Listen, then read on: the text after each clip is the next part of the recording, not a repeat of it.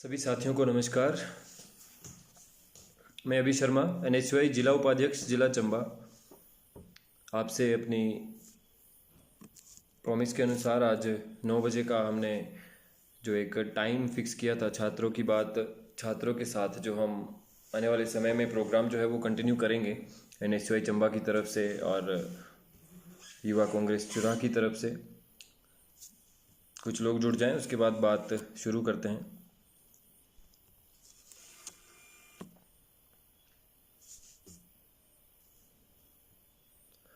जो भी छात्र या कोई भी युवा अगर आज इस लाइव में स्क्रीन शेयर करना चाहता हो तो वो भी यहाँ पे रिक्वेस्ट सेंड कर सकता है।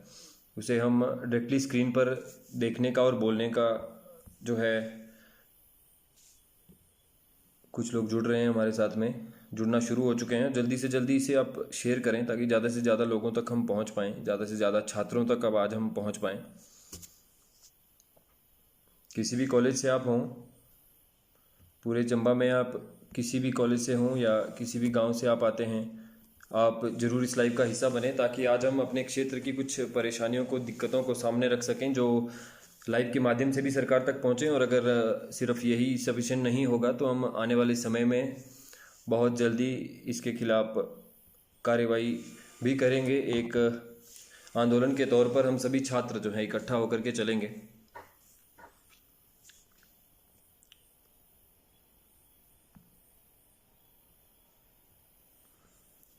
ऋषु राजपूत जी, स्वागत है आपका, नमस्कार।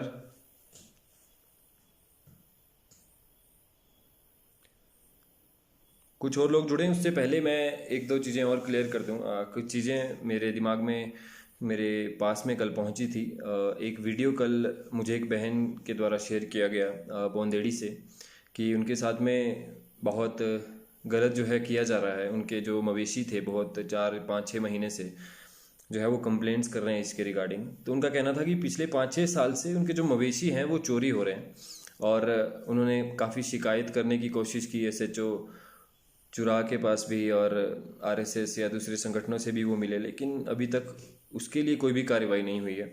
तो सबसे पहली बात तो मैं वही कहना चाहता था कि हम सबको इकट्ठा होना पड़ेगा। देखिए, हमारे क्षेत्र में बहुत सारी अब ऐसी परेशानियां थी जिन्हें देखते देखते हम बड़े हुए हैं, और अगर हम इन्हीं को देखते देखते बूढ़े भी हो जाएंगे तो मुझे नहीं लगता कि फिर हमारा यहाँ पर आने का और हमारे पढ़ाई करने का कोई फ़ायदा है।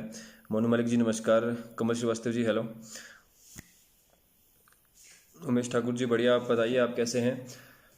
तो जी देखिए, तो इन परेशानियों के बीच में जब हम खुद को पाते हैं इस समय पे, बहुत सारे युवा मेरे साथ में जुड़ेंगे, जैसे कॉल भी आज आ रहे थे कि हम पहले भी जब आते थे तब भी स्कूल जाने के लिए 3 घंटे लगते थे जब हम पढ़ाई कर रहे हैं। और अगर अब मतलब छोटे बच्चे जो अब हमसे 10-10, 15-15 साल छोटे हैं, अगर वो भी स्कूल जा रहे हैं तो उन्हें भी 2-2, 3-3 घंटे का जो टाइम है वो लग रहा है अभी भी स्कूल पहुंचने के लिए। यानी कि स्कूल, एक जो स्कूल का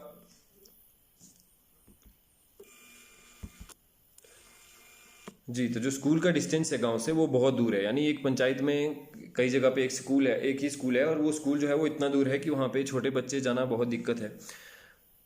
जी, कुछ और लोग जुड़ जाएं। अगर कोई भी लाइव आना चाहता हो नीचे आप कमेंट में लिख दें। साथ में जो परेशानी यहाँ पे शेयर करना चाहता हो, अपने क्षेत्र की कोई भी परेशानी हो, आप इस लाइव के माध्यम से मेरे साथ शेयर करें, लोगों के साथ शेयर करें। बहुत सारे लोग हमें देख रहे हैं और बहुत सारे लोग हमें इस लाइव के बाद भी देखेंगे, तो बिना किसी से डरे अपने सारे पॉइंट्स यहाँ पर रखें।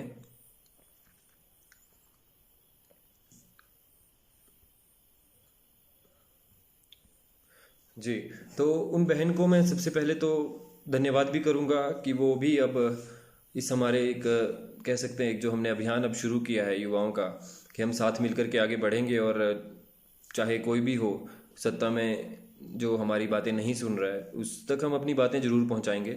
और कल उन बहन ने भी यही किया और लाइव के माध्यम से उन्होंने एक वीडियो जो है अपना शेयर किया था, और वो वीडियो मैंने भी पोस्ट किया, कुछ और दोस्तों ने भी पोस्ट किया। तो वो वीडियो को अच्छा रिस्पॉन्स अब तक मिला है, लोगों तक बात पहुंची है। अब प्रशासन को सुनना बहुत ज़रूरी हो जाएगा, क्योंकि देखिए उन्होंने बात करी कि हमने 1100 नंबर पर एक जो है वो मिस कॉल भी किया था, लेकिन वहाँ से भी कोई रिस्पॉन्स नहीं आया। 2-3 बार हम कॉल कर चुके हैं, माननीय DC से वो मिले हैं, लेकिन अगर फिर भी इन चीज़ों पर ध्यान नहीं दिया जा रहा है तो ये हमारे लिए एक तरह का आप कह सकते हैं हार है, कि अगर हम जो है इन मुद्दों को आगे नहीं लेके जा पा रहे हैं तो ये हमारी हार है। हमारे खुद के चुरा के नाम पर हमने बहुत लोगों को वोट किया है। हमारे जो भी माननीय उपाध्यक्ष जी हैं वो भी यहीं से आते हैं, और अगर इन चीज़ों पर अगर वो पिछले 6 साल से कुछ नहीं कर रहे हैं तो उनका भी एक फेलियर है।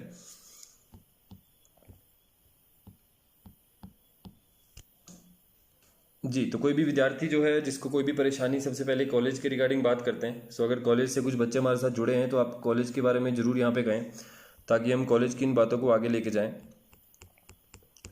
और जो मैं आज जिन चीज़ों पर बात करूंगा, तो पहली बात है किसान जो विधेयक अभी जो पास किया गया है लोकसभा से, अपना एक नंबर्स आप कह सकते हैं, जो एमपीज़ का नंबर है बीजेपी के पास में वो ज़्यादा होने की वजह से उन्होंने एक बिल ऐसा पास कर दिया जो शायद किसानों को आगे जा करके खाना भी नसीब नहीं होने वाली हालत तक लेके जाएगा। इसमें 3 चीज़ें हैं जो मैं आपको क्लियर कर देता हूँ। जो सबसे पहली चीज़ है, इसमें एमएसपी जो है उसका कोई जिक्र नहीं है। जो एमएसपी होता है, मैं सबसे पहले आपको बता दूं एमएसपी क्या है।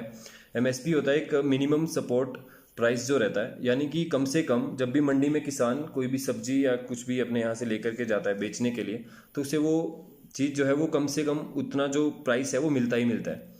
लेकिन इस बिल से होगा क्या कि एमएसपी जो है वो हट जाएगा और इसका भी प्राइवेटाइजेशन किया जाएगा, यानी कि जो भी किसान है वो किसान मंडी के अलावा बाहर भी अपना जो सामान है वो बेच सकता है, कुछ भी सब्जी या कोई भी फ्रूट्स वो लेके जाते हैं वहाँ पर। लेकिन सबसे जो पहली बात है वो ये कि अभी भी किसान कहीं पर भी अपना जो सब्जी थी या अपना जो उनका कृषि का कोई भी उत्पाद था वो कहीं पर भी लेके जाके बेच सकते थे। इसमें नया कुछ भी नहीं है। और अगर आप एमएसपी ही ख़त्म कर देंगे तो आने वाले समय में, अगर आप मान लीजिए कि एग्जाम्पल के साथ में हम चलते हैं, जैसे इस समय पर एक साबुन का रेट है 10 रुपये, जो कि सरकार ने फिक्स कर दिया मान लीजिए। और अगर 10 रुपये का रेट साबुन का जो है वो फिक्स हुआ है गवर्नमेंट की तरफ से, तो आप जिस भी दुकान पर जाएंगे तो ज़्यादा से ज़्यादा किसी भी दुकान पर उस साबुन के लिए आपका सिर्फ 10 रुपये ही लगेगा, ज़्यादा से ज़्यादा। उससे कम रेट कुछ भी हो सकता है, लेकिन उससे ज़्यादा वो रेट लगेगा नहीं। तो उसी तरह से किसानों के साथ में होगा।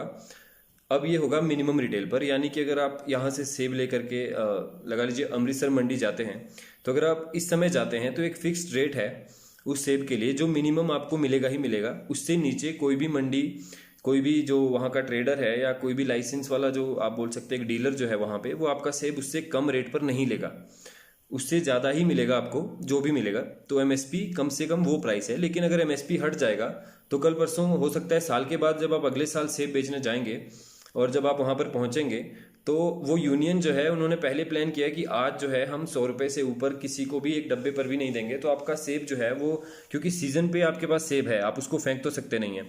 तो जब सेब आपके पास है, एक्सेस में कोई सब्जी है, एक्सेस में कोई चीज़ है जिसे किसान बेचता है अपना गुजारा करने के लिए, तो जब आप अगले साल जाएंगे हो सकता है वही मंडी वाले या जो ग्रुप आप कह सकते हैं, जो कॉर्पोरेट अब वहाँ पे सेट किया जाएगा, तो वो कॉर्पोरेट जो है वो आपका सेब सिर्फ 10 रुपये किलो के हिसाब से ले और आपका 10 किलो का सेब का डब्बा जो है वहाँ पर सिर्फ 100 रुपये में बिके, जो आपका शायद खर्चा भी पूरा नहीं करेगा। लेकिन ये जो बिल है ये यही चीज़ कर रहा है।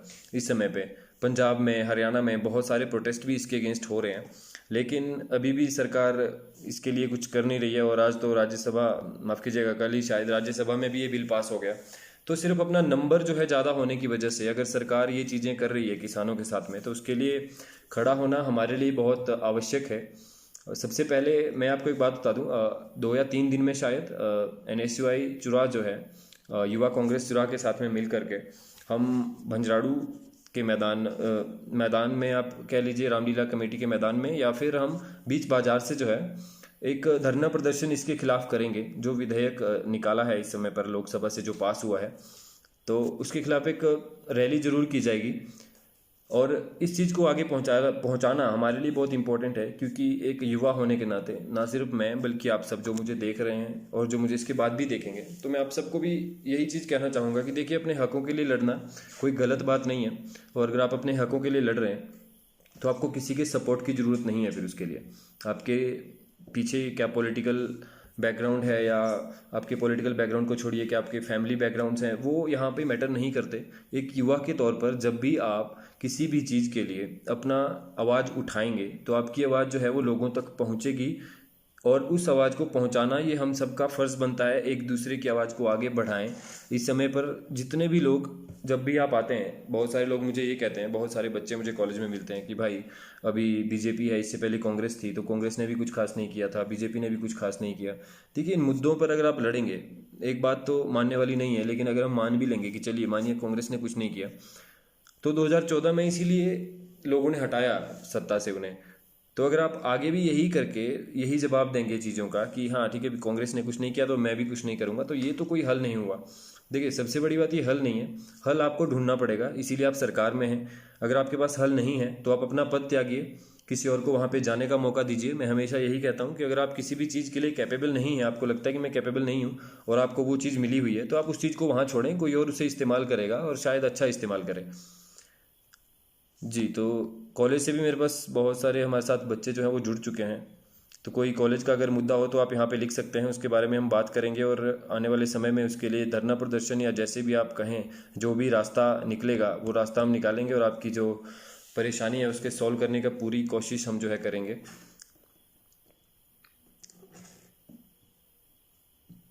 जी, कोई आपकी तरफ से और क्वेश्चन हो इसके अलावा?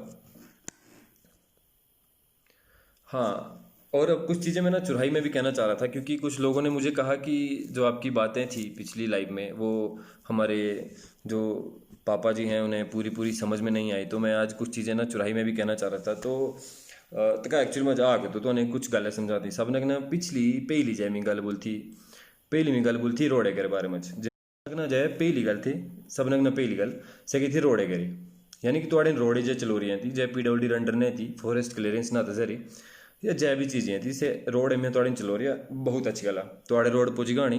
पर तो गल सोचा कि अगर के रोड पुज गई दो तीन मैं घीना यूं शे गाना अछड़ त्या एरिया था ना कि जड़त्या मतलब किच न भोने वालू ना है ना कि किच मतलब घोड़ न पोना किच न भोना अछड़ तो मतलब बोलते ना धूपे में जो घोड़ पाएगा तड़ी पार है अक झंडा तड़ते मतलब रोज है घोड़ चलते मुझे। तो जय सके रोड भोनी सके वापस रिपेयर को उसका नहीं, तो सर जब मेंटेनेंस आ सके मेंटेनेंस कौन का था सबने कना पहली गल, यानी अगर आपको घार आना इसके घार जिगना पै गए इसके घार को बनाने वापस, अगर इसके घार न बनते चल घार तो बना ली जाए भी क्यों ऐसा रखो रहा चीज़ है। अगर इन रोड़े बनी दो पर शुको भी एक्सीडेंट होता किच भी मतलब अनहैपनिंग जो चीज़ है न होनी चाहिए थोड़ी सके चीज़ पहुँचती है, तो ना तो किच क्लेम कर सकते सी चीज़ थी, क्योंकि सिर्फ सरकारी जय पीडब्ल्यूडी अंडर रोड पहुँचती तैसे रोड बनी एम्बुलेंस कहाँ थी, ऐसे रोड बनी कि भी एम्बुलेंस नहीं है। और मैं बोलता हूँ साढ़े रोड पुज गई अब जय मरीज यहाँ तो साढ़े से गया सो आराम से पुजा देने तक गल बड़ी तो नहीं क्लियर बोलते हैं था जय गरीब महीने में 2 या 3 हज़ार रुपये कमाता से क्या गरीब 300-500 हज़ार रुपया किराया दे कर करी टढ़ाक ना टैक्सी ना कर सकता तना रोड़े बनी और जते कि रोड़ी बनती थी ना ग्रेड ना न रोड़े मुझको अक भी ते चीज़ न ला दी ना रोड़े मज जय चीज़ ये लगे कि हाँ के रोड आ कौन क्या बोल सकता खच्चर रोड बनती थी जय गारंटी है तो मुझे बोलता है कि खच्चर रोड आके बनती है तो मुझे तो अगर गाड़ी लेकर गई थी ना प्रेगनेंट लेडी क्या गल का वो प्रेगनेंट लेडी जिखने तो है